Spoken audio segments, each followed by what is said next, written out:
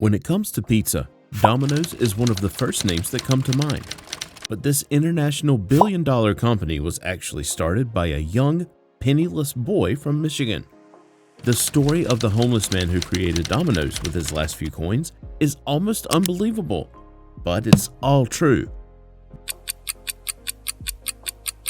The name of this young boy is Tom Monaghan, and his life didn't start on a great foot. He was born on March 25, 1937 in Ann Arbor, Michigan.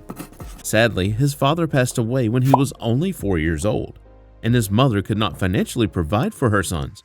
So she sent Tom and his brother to live at a local orphanage. Unlike most orphaned children, Tom's mother actually did return for her sons almost 7 years after leaving them in the care of the nuns. She had landed a job as a nurse, was back on her feet, and could finally provide a home for the boys. Although he only lived at the orphanage this time for 6 years, it was an exceptionally influential time in young Tom's life. The orphanage, St. Joseph Home for Children in Jackson, Michigan, was run by nuns, and Tom's connection with the Catholic faith was born here and remains with him to this day. After returning home to live with his mother in 1949, Tom began attending a local Catholic school where one of the local priests, Father Russell Pacino, gave him small jobs around the church and school. This would be Tom's first consistent paycheck.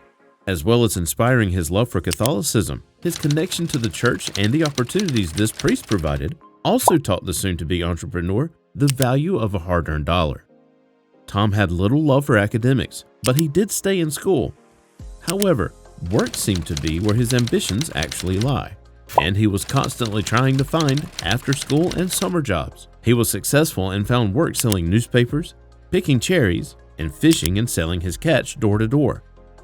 When he moved yet again, as he was placed back into foster care by his mother, who couldn't quite handle him, he found work at a local bowling alley where he worked every day after school until midnight.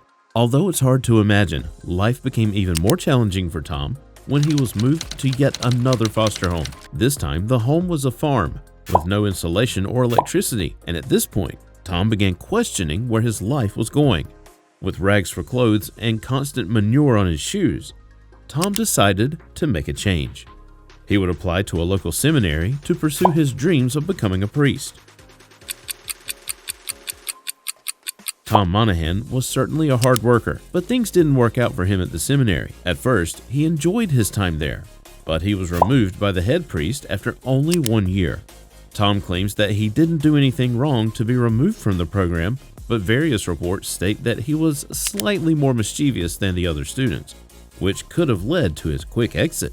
Unfortunately, Tom had to move back in with his mother, and the two simply could not get along.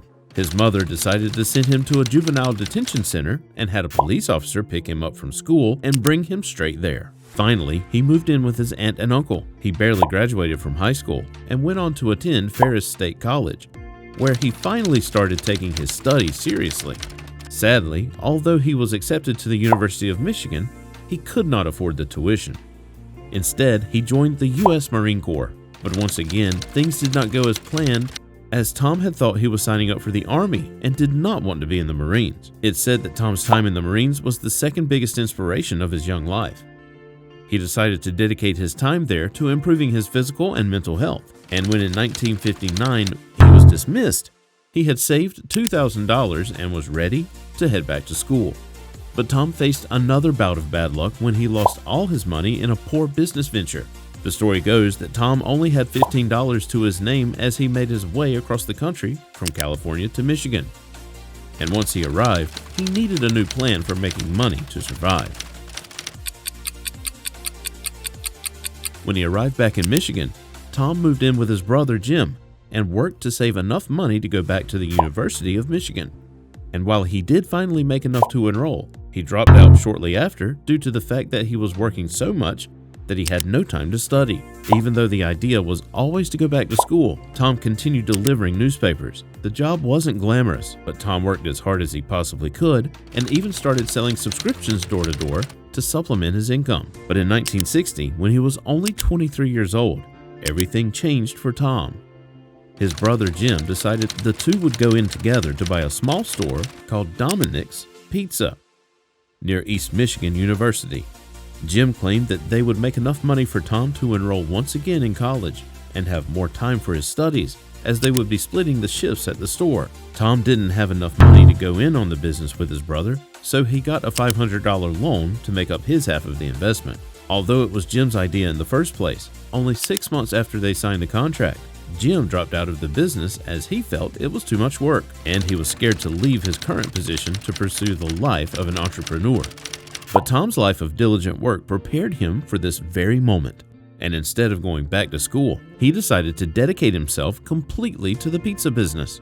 However, work ethic didn't cut it, and the pizza store was losing money instead of making it. Tom had nothing to live on and was living in the store because he couldn't afford rent anywhere else. He had to think of something, and what he did changed his life forever.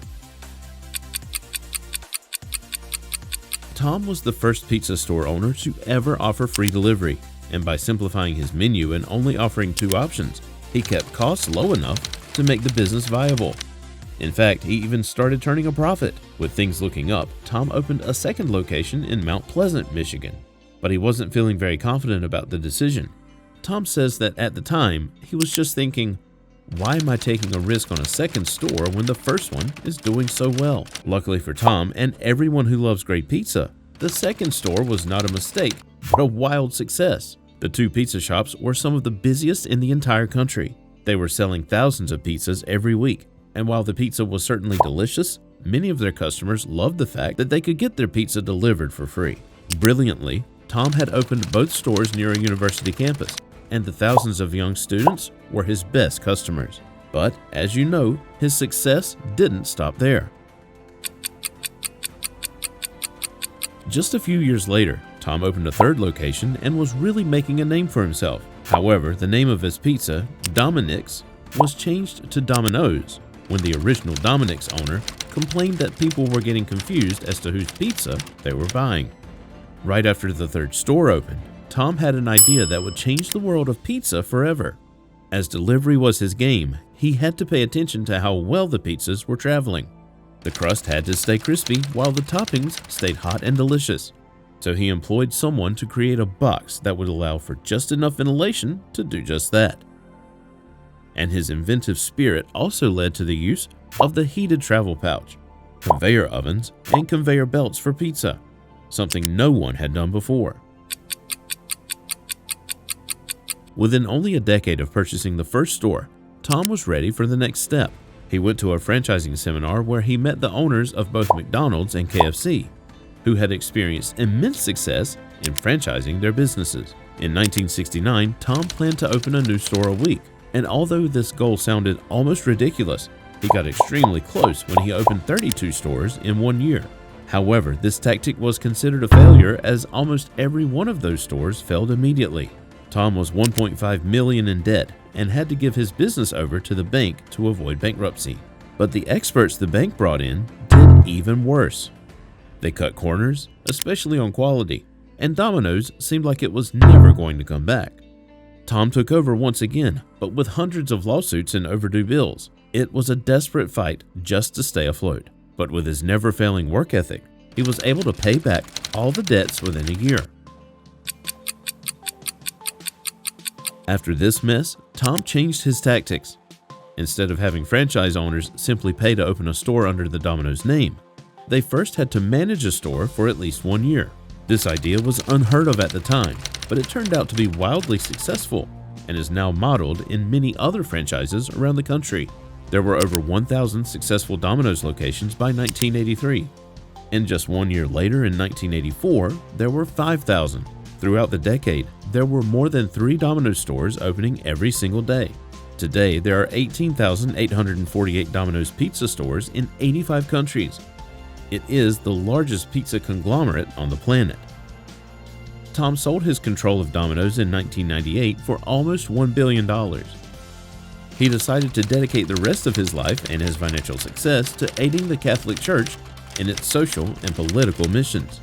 And although technically Tom Monaghan no longer owns Domino's, there is no doubt that everyone will remember this young college dropout who was living in his pizza shop and who went on to become a millionaire.